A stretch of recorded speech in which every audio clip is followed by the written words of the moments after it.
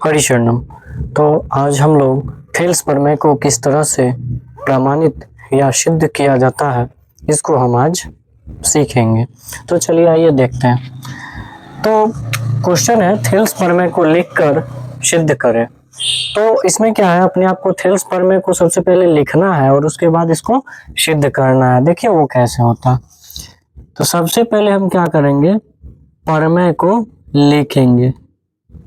Thales प्रमेय है क्या? तो थेल्स प्रमेय है कि किसी त्रिभुज की एक भुजा के समांतर खींची गई रेखा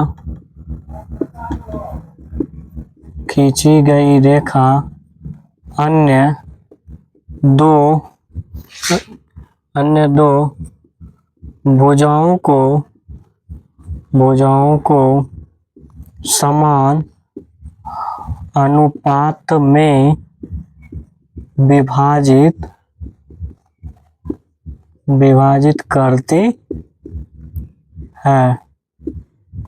इसी को थेल्स प्रमेय या थेल्स का थ्योरम कहा जाता है। क्या है? किसी त्रिभुज की एक भुजा के समांतर। इसको याद रखने का एक छोटा सा ट्रिक बता देते हैं। ऐसे फोटो ध्यान में रखिएगा, क्योंकि फोटो से ज्यादा ध्यान में रहता है। तो याद रखिएगा, किसी त्रिभुज, यह एक त्रिभुज है, इसकी एक भुजा, मान के चलिए इस भुजा के समांतर यहाँ एक रेखा खींचिए। ठीक है, इस त्रिभुज का नाम ABC कर देते हैं। इसके समांतर जो रेखा खींचे इसको D और E कर देते हैं। ठीक है, तो किसी त्रिभुज की एक भुजा के समांतर खींची गई रेखा अन्य दो भुजा को, अन्य एक ये भुजा एक ये भुजा, अन्य दो भुजा को समान अनुपात में काटता है, विभाजित करता है। कहने का मतलब ये भुजा AD जो है, AB पूरा भुजा क्या है AB, इसका समान अनुपात क्या हो जाएगा AD या बट्टा DB। यह जो है वह AE बट्टा EC के बराबर होता है। यही थेल्स प्रमेय है। क्या है? किसी त्रिभुज की एक भुजा के समांतर खींची गई रेखा, ये एक दूसरे के समांतर किसको कहता है? जिस दो रेखा को कितनों आगे कितनों पीछे बढ़ा लीजिए, एक दूसरे को कभी प्रतिच्छेद नहीं करेगा तो उसे समांतर कहते हैं। ठीक है, तो इसके समांतर हमने ये रेखा खींचा है ना, जो इस त्रिभुज की अन्य दो भुजा, इसको और इसको समान अनुपात में काटता है। मतलब AD बट्टा DB जो है वो AE बट्टा EC के बराबर है। इसी को थेल्स प्रमेय कहते हैं। तो इसी को सिद्ध करना है। कैसे सिद्ध किया जाता है? तो चलिए इसको मिटाते हैं थोड़ा सा। अब इसको हम सिद्ध करना सीखेंगे। तो सिद्ध कैसे होता है, सबसे पहले हम इसके लिए एक फोटो तैयार करेंगे। किसी त्रिभुज है, सबसे पहले एक त्रिभुज बना लीजिए। देखिए ABC एक त्रिभुज है, इसकी एक भुजा BC मान लीजिए। ठीक है, इसके समांतर BC के समांतर यहाँ एक रेखा खींच दीजिए।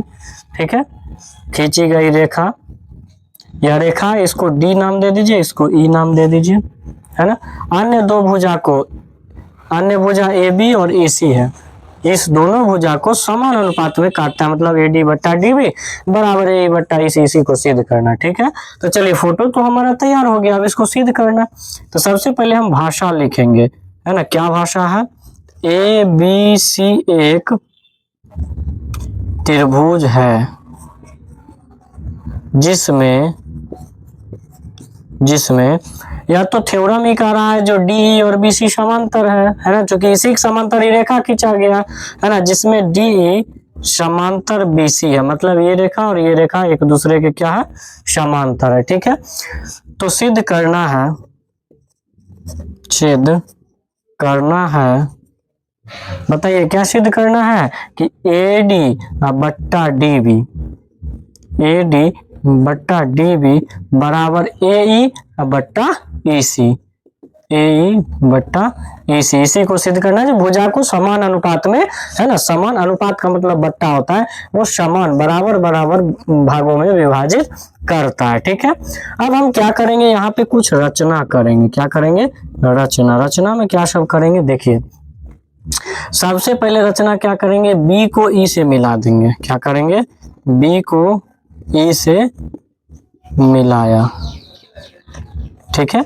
इसी में फिर सी को डी से मिला देंगे, सी को डी से मिलाया, सी को डी से मिलाया। ओके, अब इसके बाद देखिए, अब एक और रचना क्या करेंगे, ये जो एसी भुजा दिख रहा है यहाँ से यहाँ तक जो ये एसी भुजा दिख रहा है, इस पर हम एक लंब डाल देंगे। क्या डालेंगे? लंब डाल देंगे, है ना।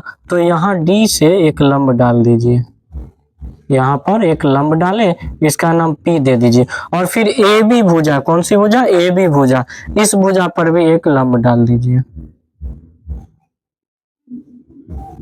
यहाँ पर एक लंब डाल दीजिए, इसका नाम दे दीजिए क्यू।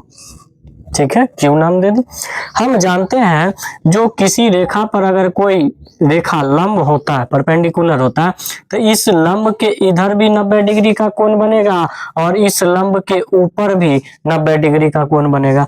यहाँ पे ये लंब डला है तो इसके इधर, इस रेखा के इधर भी 90 डिग्री का कोण बनता है और इस रेखा के इधर ये भी 90 डिग्री का कोण बनता है। ये हम जान चुके हैं, है ना। तो चलिए अब इसको सॉल्व करते हैं। ठीक है, अब कैसे सॉल्व करेंगे समझिए। ये भी लिख देते हैं, जो डीपी लंब है ना, डीपी लंब, इस रेखा का मतलब होता है ये लंब, इसको क्या पढ़ेंगे? लंब पढ़ेंगे। डीपी लंब, तो डीपी किस भुजा पर लंब है? यह जो डीपी लंब है यह किस पर? एसी पर है। डीपी लंब एसी पर डाला तथा उसके बाद एक लंब और खींचे हैं ई क्यू, इस लंब का क्या नाम है? ई क्यू, तथा ई क्यू लंब, ई क्यू लंब किस पर डाले हैं? तो ए बी पर डाले हैं, ई क्यू लंब ए बी पर डाला। ठीक है, यहाँ तक कोई दिक्कत? चलिए अब इससे आगे हम समझते हैं। अब क्या करेंगे, हम दो त्रिभुज लेंगे। ठीक है, एक ये एडीई त्रिभुज लेंगे, ये दिख रहा होगा त्रिभुज एडीई लेंगे। कौन सा त्रिभुज लेंगे? एडीई, ये वाला त्रिभुज लेंगे। और एक त्रिभुज लेंगे डीबीई, ये वाला। देखिए गौर से देखिए, ये ऐसे आया, ऐसे जा रहा है, ऐसे आ गया। ठीक है, ये वाला त्रिभुज लेंगे। ठीक है, डीबीई लेंगे। ओके, अब इस दोनों त्रिभुज, इसको अभी हम थोड़ा देर के लिए मिटा देते हैं ताकि समझने में आसानी हो। थोड़ा देर के लिए मिटा दिए इसको, है ना, फिर बाद में इसको लिखेंगे। इसको मिटा दिए। अब गौर से देखिए, ये वाला त्रिभुज है। ठीक है, चलिए अब समझते हैं। इस दोनों त्रिभुज में, त्रिभुज ए डी ई और इस त्रिभुज का नाम है डी बी ई। क्या नाम है? D B E. तथा त्रिभुज डी बी ई में, ठीक है, दोनों त्रिभुज में देखिए, दोनों का क्षेत्रफल का अनुपात निकालेंगे। मतलब एडीई का क्षेत्रफल, एरिया ऑफ त्रिभुज एडीई, एरिया ऑफ त्रिभुज एडीई का मतलब हुआ त्रिभुज एडीई का क्षेत्रफल, मतलब इस त्रिभुज का क्षेत्रफल। ठीक है, बट्टा एरिया ऑफ त्रिभुज डीबीई, डीबीई। तो डीबीई का मतलब डीबीई त्रिभुज का क्षेत्रफल। ठीक है, दोनों का क्षेत्रफल का अनुपात निकालिए। हम जानते हैं जो त्रिभुज का क्षेत्रफल क्या होता है? 1/2 गुने आधार गुने ऊंचाई, है ना। आधार गुने ऊंचाई या शीर्ष 1/2 गुने, देखिए आप गौर से एडीई, एडीई ये वाला त्रिभुज है। कौन सा त्रिभुज है? ये वाला। आप गौर से देखिए, तो इसको हम थोड़ा सा यहाँ समझा देते हैं। ये देखिए, ऐसे रेखा आया है, ए रेखा है, बी रेखा है, यहाँ पर एक बिंदु डी है, ये ऐसे गया है, यहाँ से ये ऐसे त्रिभुज बनाया है, इस पर ये इधर परपेंडिकुलर डाला हुआ है जिसका नाम क्यू है ना। यहाँ पे आपका ई है बिंदु। अब चलिए, तो हम आपको कह रहे हैं ये वाला त्रिभुज, ये वाला और ये दोनों त्रिभुज में। ठीक है, तो त्रिभुज का क्षेत्रफल 1/2 गुने आधार गुने ऊंचाई होता है ना। तो इस त्रिभुज में, ये वाला त्रिभुज में, ए डी ई में, ये वाला में, इस त्रिभुज में गौर से देखिएगा, तो एडीई का क्षेत्रफल 1/2 गुने आधार, आधार हम इसको लेंगे, एडी को, आधार किसको लेंगे? एडी को, एडी गुने ऊंचाई। तो भैया जो शीर्ष लंब डाले हैं इस पूरे भुजा पर, वही इसका ऊंचाई होगा। तो इस पर लंब क्या डाले हैं? ई क्यू, तो इसका ऊंचाई क्या हो जाएगा? E Q. ठीक है, बट्टा, फिर इसका भी क्षेत्रफल वही होगा, 1/2 गुने आधार। अब देखिए डी बी, इस त्रिभुज में देखिए, तो इसका आधार कौन सा लेंगे? D B. कौन सा आधार लेंगे? डी बी, है ना। तो डी बी आधार हो गया गुने ऊंचाई, तो जो इसका ऊंचाई है वही इसका भी ऊंचाई होगा। ऊंचाई थोड़ी चेंज होता है, ऊंचाई तो सेम है। इस रेखा पर अगर लंब डाले हैं तो जो यहाँ पर में ऊंचाई होगा वही यहाँ पर ऊंचाई होगा। ऊंचाई तो सेम रहेगा, वो न घटता है न बढ़ता है। तो इसका भी ऊंचाई क्या हो जाएगा? ए क्यू ही रहेगा। क्या हो जाएगा? ए क्यू। ठीक है, अब इसको थोड़ा सा मिटा देते हैं। चलिए अब आप गौर से देखिए, तो यहाँ कुछ कटेगा, 1/2 से 1/2 कटा, ए क्यू से ए क्यू कटेगा, ठीक है। तो इसका क्या रिजल्ट आया, एडी बट्टा डीबी, इसको हम समीकरण पहला मान लिया, ठीक है। अब इसी तरह से हम क्या करेंगे, फिर से त्रिभुज एडी, अब इसको थोड़ा सा बना देते हैं, ठीक है। अब इसको, इस वाले को मिटा दीजिए, इस वाले को मिटा दीजिए, ये हम समझने के लिए करें, इस वाले को मिटा दिए। अब हम इस त्रिभुज में और ये फिर से एडी को लेके चलेंगे,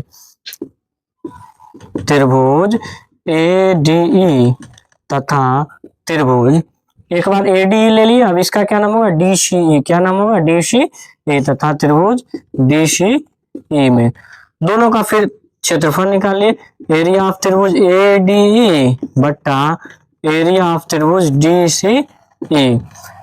तो क्षेत्रफल एडीई का क्षेत्रफल, एडीई एक बार इसको आधार माने, अब एक बार इसको आधार मानेंगे, ठीक है। इधर ये वाला आधार मानेंगे, चूंकि ऊंचाई इसी पर ना है, इस रेखा पर, एसी रेखा पर ऊंचाई है। इधर एबी का ऊंचाई हमने डाला था, शीर्षलंब डाला था, तो आधार जब भी लेंगे तो इसी साइड वाला, इसी साइड वाला और इसी साइड वाला, न कि ये वाला लेंगे, ये वाला आधार नहीं लेना है, ये वाला लेना है, ठीक है। अब चलिए, तो त्रिभुज का क्षेत्रफल 1/2 गुने आधार, तो गौर से देखिए एडीई का आधार, इस त्रिभुज, ये वाला जो त्रिभुज है ऊपर में, ये वाला, इसका इधर वाला आधार ले लिया, अब इधर वाला लेंगे, इधर वाला का आधार क्या हो जाएगा, ये एई हो जाएगा, क्या हो जाएगा, एई हो जाएगा, एई गुने ऊंचाई। अब देखिए इस पर में लंब क्या है, डीपी, लंब क्या डाला गया है, डीपी, तो इसका ऊंचाई क्या हो जाएगा, डीपी हो जाएगा, डीपी बट्टा। अब डीसी इस त्रिभुज में चलिए, तो इसका भी क्षेत्रफल क्या होगा, 1/2 गुने आधार, इसका आधार क्या लेंगे, ईसी लेंगे, ये वाला आधार लेंगे, क्या लेंगे, ईसी गुने ऊंचाई, इसका भी ऊंचाई क्या हो जाएगा, डीपी, चूंकि डीपी जो है वो पूरे भुजा का ऊंचाई है ना, तो जो इसका ऊंचाई है वही इसका भी ऊंचाई होगा, ऊंचाई तो नहीं चेंज होगा, वही रहेगा, ऊंचाई क्या हो जाएगा, डीपी हो जाएगा, ठीक है। अब देखिए कुछ कटेगा, 1/2 से 1/2, डीपी से डीपी कटा, तो क्या आया रिजल्ट आपका, ए या बट्टा ईसी। इसको थोड़ा देर अभी रुक जाइए, इसमें कुछ और आगे बढ़ाना, ठीक है। अब यहाँ जो हमने ये रेखा मिटाया था, इस रेखा को फिर से लिख दिए। चलिए अब आप गौर से देखिए, एक थ्योरम है, वो क्या, गौर से देखिए, तो कहा गया है ये रेखा और ये रेखा समांतर है, डी और बीसी समांतर है, ठीक है। दो त्रिभुज बन रहा है, एक डीबीई बन रहा है, तो डीबीई भी इसका एक भुजा डी है, मान के चलो इस त्रिभुज का आधार है डी, ठीक है। उसके बाद डीसीई, इस त्रिभुज में भी एक ये भुजा है डीसी, इस त्रिभुज का भी भुजा एक ये है, इस त्रिभुज का भी एक ये भुजा है, ठीक है, दोनों का है। और इस दोनों त्रिभुज का, इस त्रिभुज डीबीई और डीसीई दोनों त्रिभुज का शीर्ष, ये जो शीर्ष है दोनों का, वो एक समांतर रेखा पर स्थित है ना। तो याद रखिएगा कि अगर दो त्रिभुज का एक ही आधार है, दोनों त्रिभुज का आधार डी है, एक ही आधार है, और उसका शीर्ष अगर समांतर रेखा है ना, समांतर रेखा के युग्म का है ना, तो दोनों त्रिभुज का क्षेत्रफल समान होता है, क्या होता है, समान होता है। इसका मतलब जो डीबीई त्रिभुज का क्षेत्रफल है वही डीसीई त्रिभुज का भी क्षेत्रफल होगा, ठीक है। तो लिख देते हैं, जो चूंकि त्रिभुज डीबीई तथा त्रिभुज डीसीई दोनों एक ही आधार डीई, दोनों एक ही आधार क्या है, दोनों का डीई है ना, पर स्थित है, तो जब स्थित है तो इसीलिए त्रिभुज डीबीई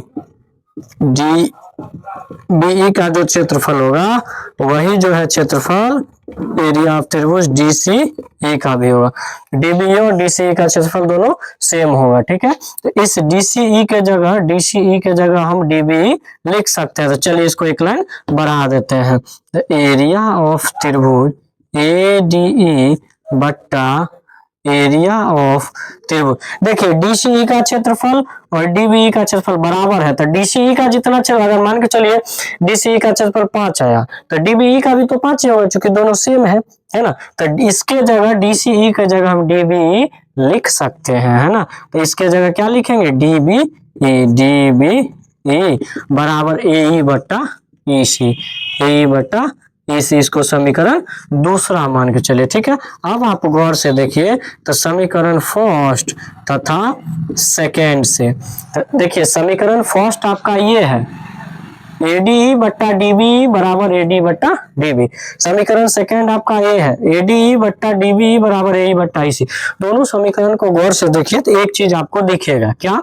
तो बराबर के इधर वाला को LHS कहते हैं, उधर वाला को RHS कहते हैं। यहाँ भी बराबर के इधर वाला को LHS, उधर वाला को RHS कहते हैं। तो देखिए LHS बराबर है ADE बट्टा DBE, तो यहाँ भी ADE बट्टा DBE, LHS बराबर है तो RHS भी बराबर होगा।